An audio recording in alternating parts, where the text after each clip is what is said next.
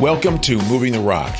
Whether sales is all you do or only part of what you do, the strategies and tactics of success can often feel split between two realities. You can become someone you're not to earn the recognition and praise of people you don't respect, or you can try to figure it out on your own, knowing you'll underperform your potential. We're here to offer a third way. The idea that you can't have success without compromise is just wrong. You don't have to compromise to win in the long term. You can play the game in such a way that you win in the short term and the long term. Through our hard lessons learned, we can shift your way of thinking and create a better way. I'm Chris, founder of SiteShift. And I'm James, founder of Florist Group. If you're tired of the status quo, we're here to help you move the rock on your career, your business, and your life. Welcome. All right, Chris, another summertime episode of Moving the Rock. It's harder and harder for me to do these episodes and look out the window on a Friday afternoon and stay focused. Well, I don't know about you, but in August, I start feeling this feeling of like, okay, I don't know how many more are going to be here. Soak this up, Right. It'll be February before you know it. And yeah. So fun to be here with you and these summertime vibes. Yeah, man. Yeah, and I'm loving the continuing conversation around figure that sales leadership out. And last time we talked about the 3 meta roles of level 5 leaders, and it was just a wild conversation and one that meant a lot to me. Really opened my eyes. And I'm digging today's conversation because so much of what we learn about leadership development tells us what we can do to be that level 5 leader, to be that outstanding practitioner. And we need more tools to help us navigate life, just the challenges, the crises, the issues that we're going to run into every day, right? It's not, you just can't muscle through those kinds of things and aspire to be this paragon of leadership. And today, I think we're going to be delving into some tools that can help us actually think about how we find ourselves in change and what we can do about it. Right on. You could think about all of these lessons, all 12, almost in 3-4 part section or 4 sections of 3. You've got this beginning journey of a leader. You've got starting to advance some in this second session. And then lessons 7, 8, and 9 are where a real maturing starts to happen. 10 through 12, you're getting into a very advanced stage of leadership. And so as this maturing starts to happen, then we get into today's idea, which is all about your ability to stay in the game and persevere. You could think about persevering at the wrong time because you could persevere in something ineffective. You could persevere in something that is not going to get you where you want to go. You build on these other 8, and you don't have to have listened to the other 8 to get today. But you're going to, if you go back and listen to those, you're going to see how they're getting you to this place so that now you're really locking in. And it's about, whatever's happening, you've got to be unstoppable. You can't be able to be sidelined by the circumstances. And we're going to walk you through something so that you can make sense of any moment really quick and know how to persevere. Yeah. Your comment made me think of a conversation I had yesterday with a business owner. And, he's been challenged by the pandemic for 2 years now. And he actually ran over a dozen restaurants. And now he's down to 1. And what was interesting is, and he had a very unemotional kind of view or attachment to what has happened. But at the end of the day, you have a restaurant. He had one restaurant that faced a number of crises at the same time, despite in addition to the pandemic, he actually had 2 employees pass away within a week of each other. Just a fluke issue that set the restaurant back and would have caused a huge amount of challenge. And he would have had to struggle to keep that open. And, the competitor, I can just tell the competitor in me would have just, taped up and gone and just said, what the hell, we're going to make this happen. He's like, why should we struggle? Let's just shut it down. Now, yeah, some people lost their jobs. That was regrettable. But at the end of the day, taking that unemotional view, it just made much more sense for him, his family, and for his sanity, his health, to just, okay, right now is not the time. I thought it was an amazingly, probably because it was the exact opposite of what I think I would have done in that situation. Just an amazing kind of mature approach to decision making. Yeah. I love the phrase that you just said there, now's not the time. And that's the key. Without awareness as a leader, you are going to react to challenging circumstances the same way. With awareness, you can adjust your approach so you can say, this is the time for this action. This is the time. This is the time. Now's not the time for that. Now's the time for this. And so as we walk you through this picture, this model, you're going to get that awareness. You're going to go, oh, okay, I can do this here. I can do this now. So yeah, what a powerful experience to have that so validated. And props to you to recognize this would be my natural impulse. What a lot of people aren't doing is paying attention to where their default takes them. And so we're going to show you that. You're going to learn that today. That's what we walk through. Let's dig in. All right, man. So the way we want to start this is going to deepen something we've done before this series in other episodes, is to really think of yourself like a tree. And when you think about yourself like a tree, this is going to open up the power of this application. When you think about yourself like a tree goes through rhythms. A tree goes through seasons, So there's a time for, and there's a time not to, like we were just saying. And I've always found it's really helpful to start at the fall season, because the fall season is where we are letting go of something. We're accepting what is. You look at the tree and what it's doing in the fall season. It has one job. The change begins. It lets go. These leaves are released. Now, what's sad is for a lot of us, when we're going through change, we don't even accomplish the first step. We never even pass the test of the fall season, which is this. I have to let go of what I wish was true and accept what is true. This doesn't mean we acquiesce. This doesn't mean we lower ambitions or dreams. This doesn't mean we become defeatist. It just means the only way that we're going to be able to be effective at choosing the timing of our actions is to let go of what we wish was true. These leaves have to fall, accept what is. And what a lot of people are doing is running around and trying to tie leaves back to the tree. I was just thinking the same thing. Absolutely. I wish this was true. I wish this was true. I wish this was true. And I'm wondering, as I talk about this, Jimmy, if there's a moment in your mind that you come to where you've had a real, I know we've both shared some of our moments of awareness and coaching and transformation, but any moment, even in business, where you've said, oh, yeah, this is painful and I have to accept this is true, or I'm not going to be able to figure out the right actions I need to take. While you think about that, one comes to mind for me. It's when we journeyed through together as we watched the pandemic hit, re-engineering our businesses, changing things. And, I'm doing a coaching session from an iPad in my master bedroom. And it was like, okay, I have to accept what is. This is here to stay. And I've got to let go of what I wish was true, that I could go back and be with companies again in person. And this is going to inform the action that I've got to take. Yeah. It's interesting. The first thing I thought of was the pandemic as well. The thing that I remember being a little bit different than what most of the folks I was talking to were thinking was I was thinking this change will be permanent. Mm-hmm. Right. So I was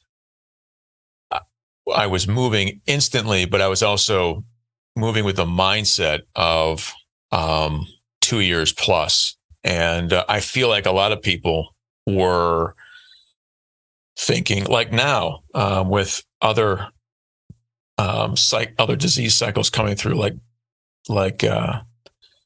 monkeypox and everything else that's happening. Crazy stuff. Yeah, it's that we kind of have this belief that it won't last. We'll get through it. Doesn't really matter. We don't need to wear our masks. So there's this desire to kind of like look at the change happening, deny it, which is analogous to trying to glue those leaves back on, versus accepting it and now making the best possible move. And it just seems like for a lot of things today in our popular media and so forth, the louder you can roar, somehow it makes the roar or the denial easier to try gluing those leaves back on. But as we've seen, it doesn't work. Yeah. It's like a plugging of the ears, Right. I'm not going to listen. I'm not going to listen.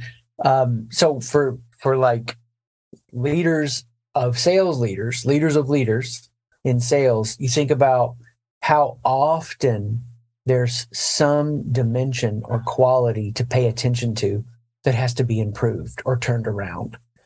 And the transformation before you can get to the good news has to start with bad news.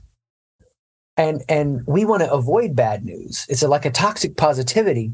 I got to put my fingers in my ear, not going to acknowledge it. Right. Right. It makes me think of a show, King of Queens. And man, that show was hilarious. My wife and I watched it when we first got married, I think sometime there. But one of the episodes was just hilarious to me, Jimmy, because the main character, the comedian, Doug Heffernan, as his name was on the show, went to go visit his family. And he's in the backyard and he's petting a dog. He's playing with his dog and he's calling his dog by name. Well, Carrie's inside the house watching videos of Doug as a little boy playing with the dog. Right. I remember this. She observes grown Doug is calling the dog by name. Child Doug on the video is calling the dog by name. And they're the same name. And she says to the mom, she's like, "What? How is this? How is that the same dog?" "Oh, no, it's not the same dog. It's like the third or fourth one. We just didn't have the heart to tell him." Right.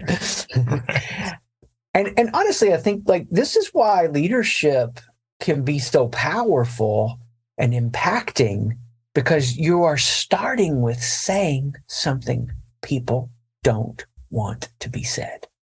We want to put our fingers in the air, toxic positivity. Well, to appreciate the seasons is to appreciate change starts in the fall season by accepting what you wish wasn't true. And that's why you and I can come in and be change agents and help empower people to be change agents. Because really what we're starting out with is getting an agreement on where the dog is dead. Your dog is dead here. We got to make a change.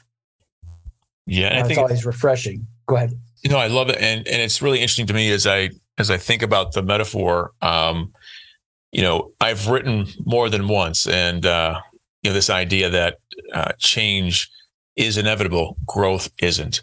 And you can write that and understand the fact that change is a constant, right? But growth isn't, because we don't always handle change or master change appropriately. When we do, we grow. When we don't grow. But it's entirely different for me to think about change as a cycle, a repeating cycle, because now what I can do is I can just count on things changing. I don't have to be surprised when things are going great and all of a sudden they're not. I don't have to convince myself to be, or allow myself to be complacent in the good times. And then, maybe I'm not upset when things go bad, but maybe if I had anticipated what could shift so that I could get ahead of the curve, I would have been able to react sooner or position my organization for less of a downturn, for example. So it's just really interesting to think about this as a cycle that we can observe now in multiple parts of our lives. I can observe the seasons in the context of my family. I can observe the seasons in the context of my business, of my career, et cetera. That perspective for me is just invaluable. I love that. And awareness starts stacking on awareness. And for a lot of people, what's happened is they're resisting, they're failing that first test. They're resisting accepting what is. And we want to be the kind of leaders who cooperate with what's happening, to be the tree. That's how we stand there influentially, waiting in the future for the present to catch up with us. Now, after the fall season, of course, the painful season is next. Now, some people, this is their favorite season. We'll get into that in a minute, but we're talking about winter. And my man, dude, you got Boston and Buffalo, New York in your background. You are a hardy fella when it comes to the weather. I, however, am a spoiled softie. Growing up in the South and even in, the not near West, but Arkansas for a number of years, the climate was amazing from a standpoint of warmth, but humid and hot, all that stuff. When I moved to Columbus, Ohio, where you and I, of course, are both located, I wasn't ready. I just wasn't ready. I mean, we had polar vortex for a few winters. Painful. Right. And that cold, when it's that cold, just blows through you. Like you feel it blow through your body. And that's what's so hard about the winter season. That tree looks like nothing's happening. It's barren. It's cold. This wind is just blowing through this tree. But what's surprising about the tree in the winter season is while it looks like nothing's happening on the outside, it's actually happening on the inside. The trunk of the core in that winter moment is getting strengthened. And so to be the tree, to cooperate with the seasons as they're unfolding, is to understand, after I accept what is, it's something I wish wasn't true, but I've got to accept it. Then I get into the core of it. I lean into it. I explore it. I study it. So you could apply this in a micro way. You've got a concern with part of the sales process. You've got a product development issue. You've got a client delivery issue. And there's something you'd rather just ignore. So you accept what is. And then before you rush into external action, because we want to be all about the action, you go to internal action first, just like the tree. And you start to look at underlying causes, getting a deeper understanding. So that's a micro issue. It could be a macro issue. You could be in a season where you don't have as much motivation for your role. You're not feeling as excited by this year's numbers. You're starting to feel a loss of heart. You don't have to freak out. Accept what is, lean into it, sit with it, explore it, study it, pay attention to it. That's what it means to pass the test of the winter season, to not rush to external action before you've spent time internally contemplating it. Now, the protest people bring up here, or the question would be, well, couldn't you stay too long? Isn't this how paralysis of analysis hits? Absolutely. And as a general wisdom principle, the length you're in the winter is often in correlation to how big, bad, deep, scary, or hard the problem is. Simple problem doesn't need to require a long winter. And for me, there's just been so much in my life that's reaffirmed this idea over and over and over. How can I lean in to the situation, to explore it, study it, go internal to the situation that I would rather tolerate or avoid? And we did a deeper dive on tolerating or avoiding a number of episodes back, but that's the connection here. When you're failing the test of the winter season, you're tolerating or avoiding something rather than going, I'm going to stare this thing in the face. Yeah. And so I can definitely see, if I was going to skip a step, this is the one I'd skip. I mean, do you see that happening often? Yeah. Well, I mean, it all depends on wiring, right? So taking a group of engineers through this team, man, it's like they love the winter season. Let's dig in and learn it more. So it definitely in sales, definitely in hard charging, high energy leadership, it's like, let me get out of this winter as quick as I can. But the context of understanding this allows you to shift into the next season and be much more effective. The kind of easy fun analogy to use is, if I told you, Jimmy, that I love playing basketball and I've put my 10,000 hours in, and I now can make a shot from anywhere on my driveway, anywhere, every time. And I'm going to go kill it at my rec league D grade version team because that's all I'd be playing on. And you're like, dude, you can't make it every time. And you come over and you're like, show me. And I go to shoot and I take a granny shot. And it goes in. And I go, see, man, I'm gonna kill it. You would say to me, oh no, Chris, you're gonna get your shot blocked every time. You went after it with action, with intensity, but you didn't have enough clarity. And so you've practiced wrong. You've developed a bad habit. Go back to the wins model.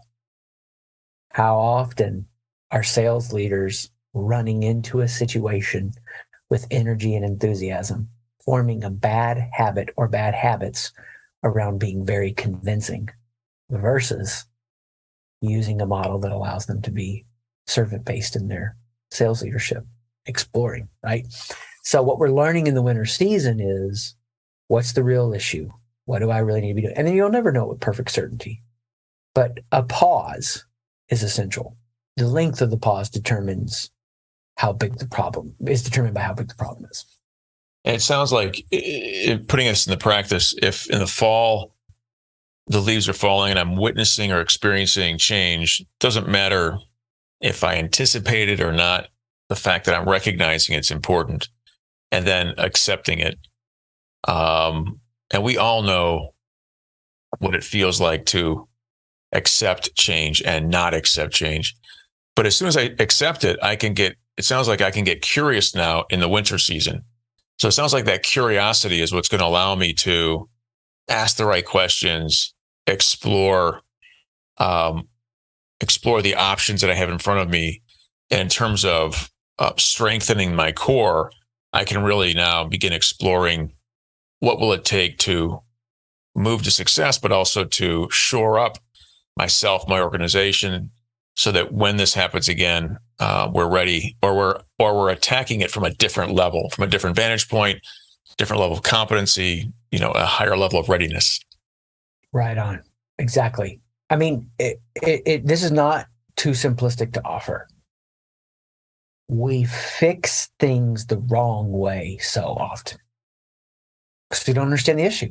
I mean, when our lives were getting rebuilt financially, because we had been through some devastating real estate loss in the 2008 cluster, the problem that we faced was then having to reestablish economic means. I mean, I was having to hustle for the day's groceries, and we had a sink that started leaking. It developed a leak underneath, and it was right before Christmas, man. And dude, when you're in that place and you're trying to make it happen, it's like Christmas money. That's the stuff. And I could have gone and gotten some professional help, but instead I thought, I'm gonna fix this myself. Went to the hardware store, asked for advice, told them the problem. Don't you think I could spray some silicone spray up in there and fix it? Oh yeah. Spray some silicone spray up in it. Like, I don't know, 4 or 5 days, a week later, I lose track of time. I'm down in the basement and there is water running down the wall of the basement.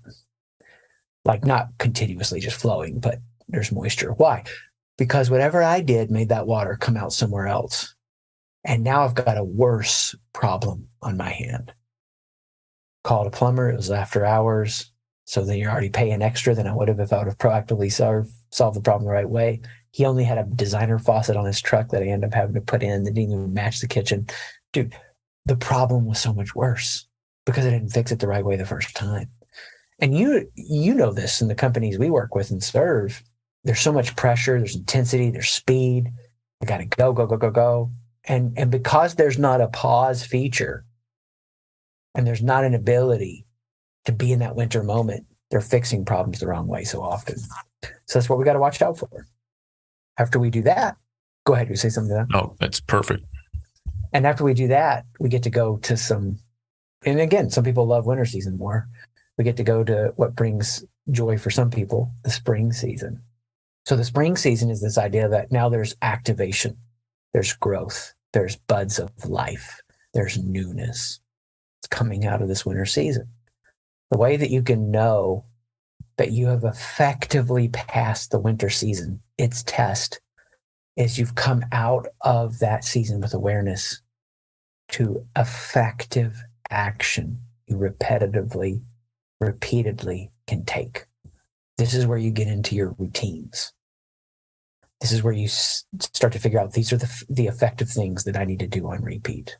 And this is what's going to start generating life. Life in what? Whatever it is. Is it a small situation or a big situation? You know, if an organization comes to you and they want to improve and transform their revenue, grow, develop their sales process, or figure out the leaky holes in it. Either way, grow their sales leaders. There's some truth they have to accept in their fall season. You're going to help them cut through the winter and figure out what's the real issue. And then we're going to develop, here's the actions we do on repeat. Yeah, it's super fun. It's like the ready, fire, aim, or ready, aim, fire kind of analogy. I'm thinking, the readiness is that level of acceptance. The aim is that winter season where I'm asking the questions, understanding what I need to do, and then activation in the spring is when I'm firing and making it happen. And this again goes back to this tendency that I have to skip steps, right? I tend to be that ready, fire, aim guy. And I can now see, how I shortchange myself. I'm not probably aware of it as much on smaller challenges, but probably far more aware on larger issues, more strategic issues. I can also see people getting into trouble here when they don't make these decisions based on their own reality, right? A lot of times we poll people, hey, should I accept this change right now? Like something's going on. Do you think it's good? Do you think this is happening? What do you think's happening? Do I believe this or don't I believe this? Is this a conspiracy theory or is this real? There's a level of security that one has to have in their own decision-making capability and their own level of confidence to be able to recognize changes here and to accept it, maybe even when people around me don't want to, and then move into a state of inquiry in the winter to become stronger and then move to action. And I might be doing this without any support of the people around me.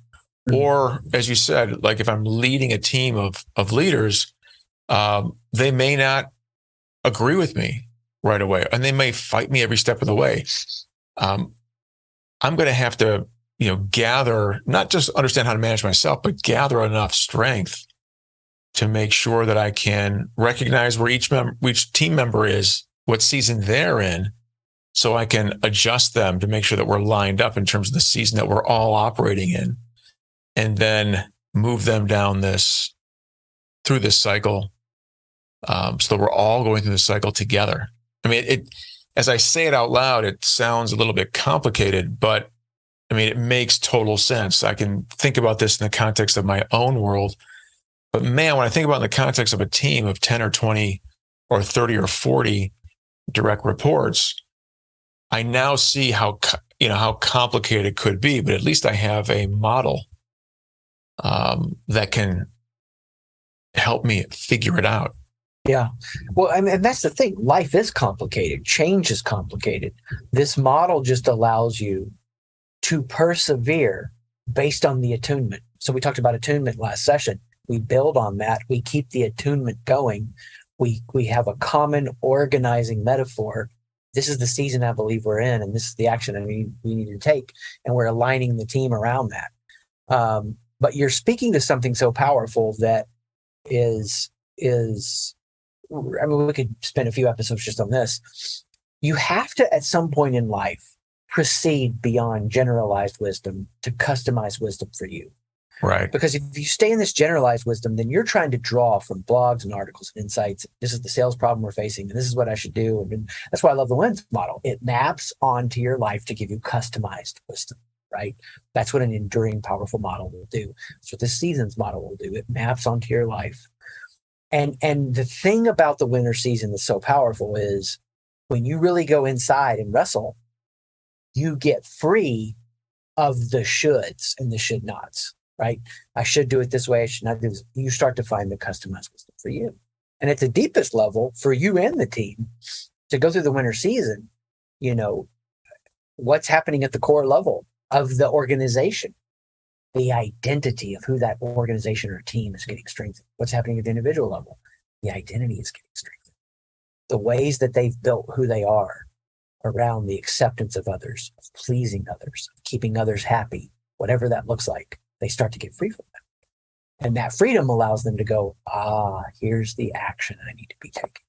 Here's where I need to go with this. So glad you drew that out. That's how we get free. And if we do that, then we get to at least what else? The favorite season for a lot of people. Summer season, baby. Right. Summer season. And the summer season, why is it a summer season? Well, we accepted a reality in the fall. We understood it in the winter. We developed effective action to take in the spring. What does repetitive effective action do? Put us into a place of enjoyment and rest and celebration. And a lot of leaders, fall into two ditches in the summer season. One ditch is they can't enjoy and celebrate because there's always more. The other ditch they fall into is they can enjoy and celebrate too much. And they take their eye off the ball. Here's the key way of saying it. They stop doing the effective actions that got them there. It's get lazy with it, And as they get lazy with it, life continues, change occurs. And what follows that summer season? Another fall. Yeah. It's never ending in that way. It's so many analogies. When we find something that works and then we stop doing it, and we stop because, it worked. Okay. Yeah, exactly. It's like taking antibiotics or whatever, or eating healthy. Yeah. I've eaten healthy for a few months, lost some weight. Now I can cheat. And it's like, okay, it worked. Yeah. But now I can go back to the way I was. So I definitely understand the idea of, change. When change occurs and we do the hard work and we achieve the results, so many of us, Chris, want to go back to our former equilibrium. They want to go back to what made us comfortable before we initiated this change process. Oftentimes in sales, when we're elevating an organization and developing systems and processes that make sales and selling successfully more predictable and repeatable so that we can achieve higher levels of output with the same people, we can't just process a short-term win. We have to turn that win into a long-term gain. And so we're thinking about reinforcement and how do we level up our baseline equilibrium so the entire team now believes and feels like it's more normal to operate at a different level, a higher level. To me, this is such a challenge. It's got to be where most organizations drop the ball. If I just pay attention to human nature. I mean, what's your experience there? Yeah, I mean, this is the human nature comes into this in a direct answer to what you're saying with two mistakes everybody makes, and we could relate it to this model and to exactly what you're saying here. One, they try to skip from fall to summer. So it's kind of like, I'm in summer.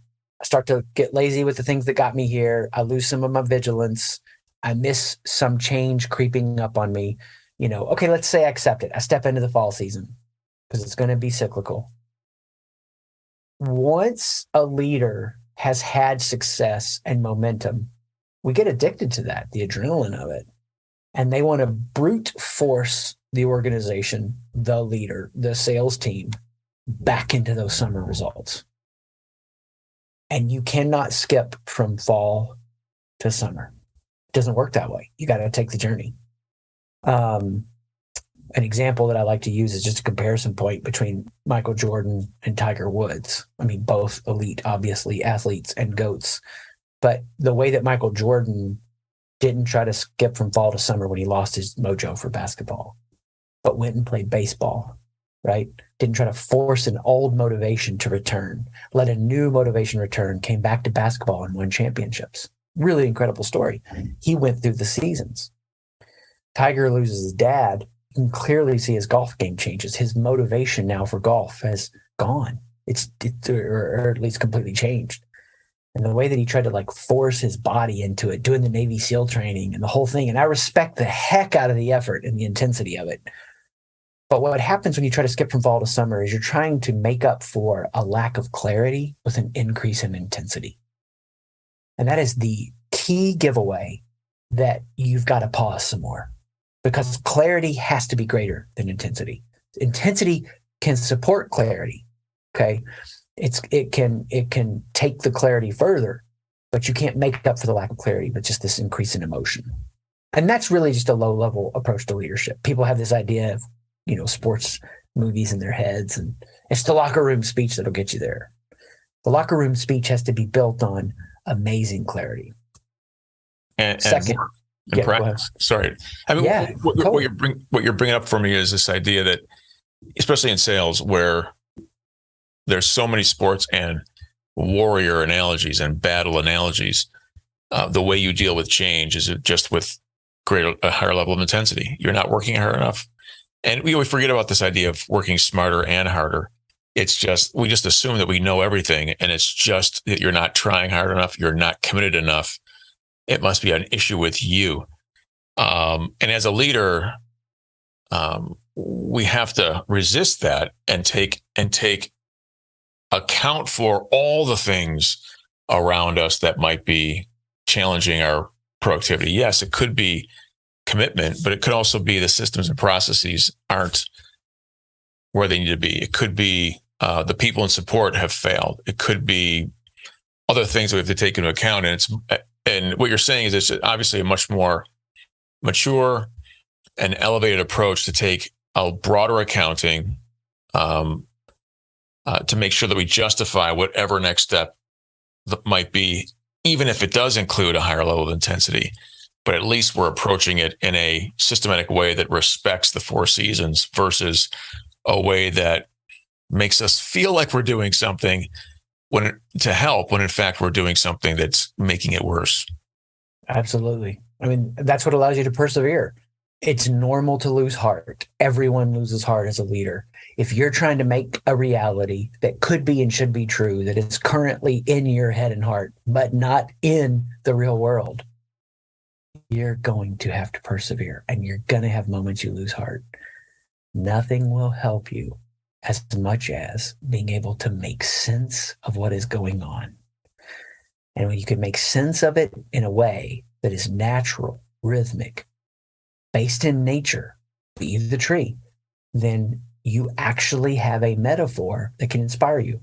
I heard a neuroscientist just say on a podcast a couple of days ago, Andrew Huberman Lab. I mean, the guy's like just blowing up.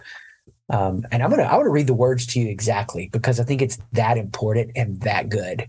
And when you understand this reality, he says this: how you visualize a goal or problem in your mind dictates how well you lean into that goal, whether you'll be able to meet the goal, how you feel after, and your capacity to tackle larger goals. And so we're talking here about visualizing a process of change.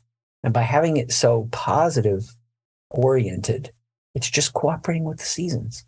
It'll actually keep you sustained, because you're going to need it. Because the second temptation or mistake people make with this model is they try to treat every part of their life like it's in the same season, because they have a favorite one.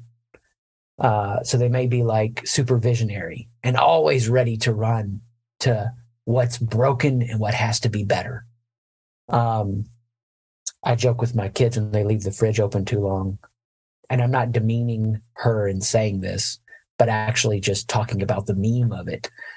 Greta, who has championed climate change at an international level, and when they leave the fridge open too long, because I know they value the climate, I know they respect her, I say, somewhere Greta is angry.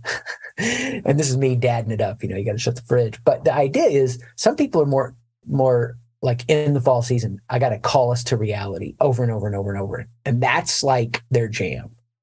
Some people are in that winter season. Let's explore it. Let's study it. Let's figure it out. That's the season they tend to prefer. Some are the spring. Thought to action. It's instantaneous. I think you and I share some similarities there.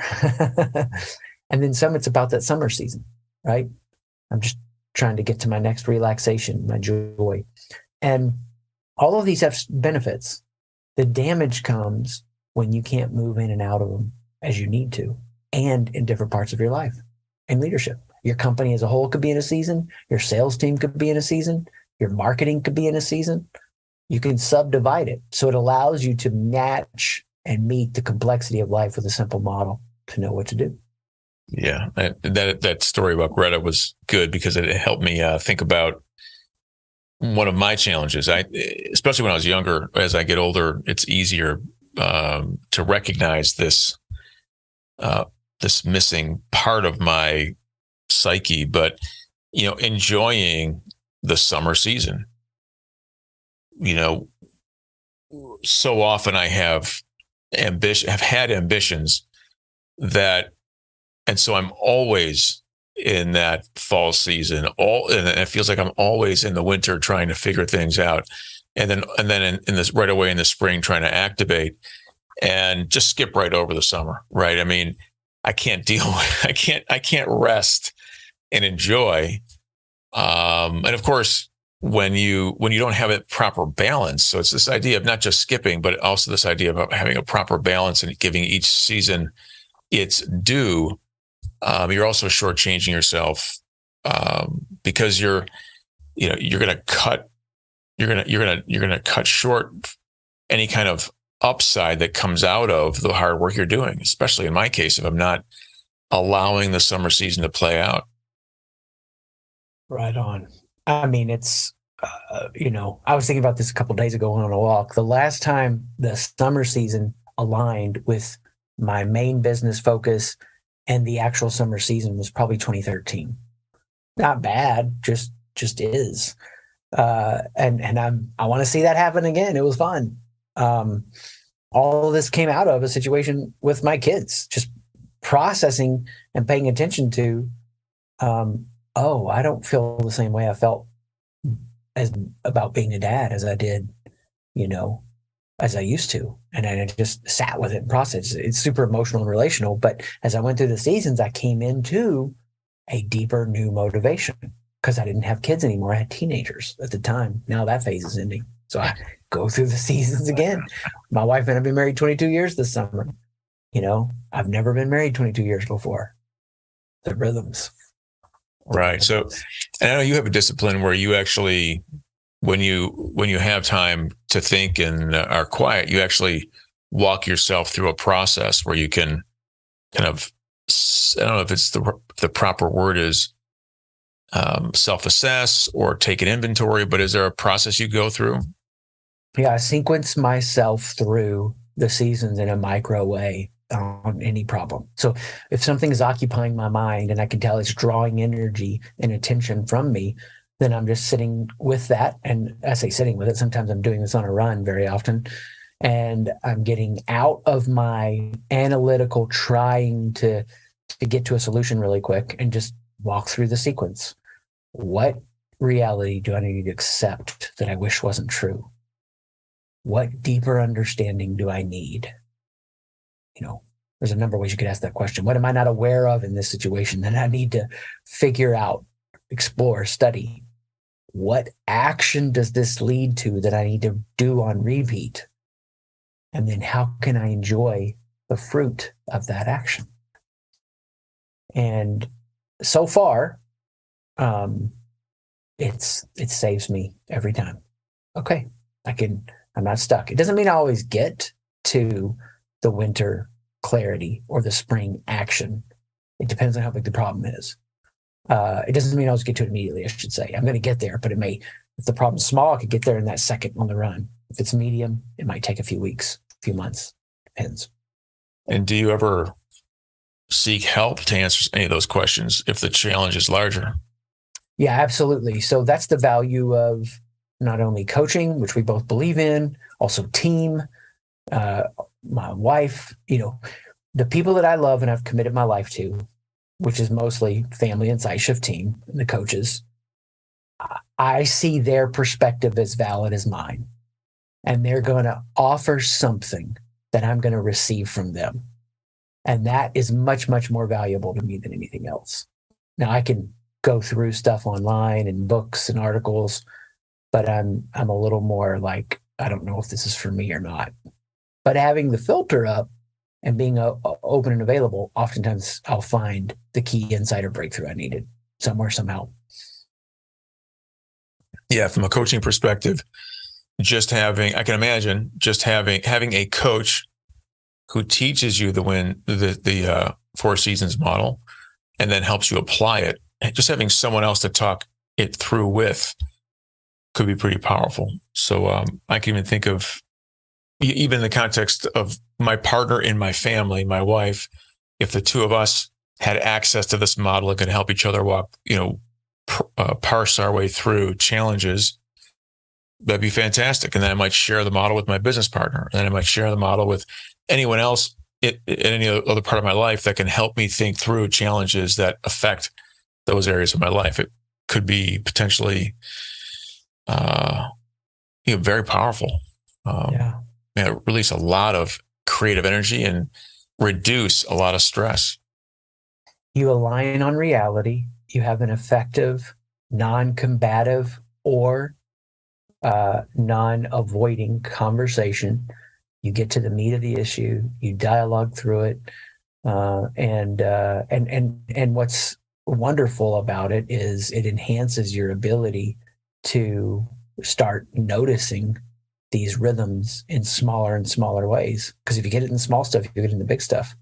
So yeah, sounds like we need to do something about this and serve some people and get something to them to help them. Yeah. Well, I know you write about this a lot. Is there a book that we can find on Amazon that would walk us through this? Dude, you're the man. Well, we've got thestuckbook.com, and that will get them to the Amazon link, thestuckbook.com. And then, of course, we're dreaming about a resource to put in people's hands to train them how to sequence like crazy. So that'll be coming soon too. Yeah. Stay tuned. Good stuff, man. Yeah. Every time we talk about it, I learn something new. It's great. I appreciate it. It's so fun to be here with you, buddy. Thanks for listening. If you learned something or were inspired to try something new, please rate the podcast and share this episode with someone you know. If you'd like to learn more, visit and connect with me, James, at florissgroup.com, FLORISS group.com. And if you want to connect with me, Chris, check out SiteShift, SIGHT shift.com. Peace.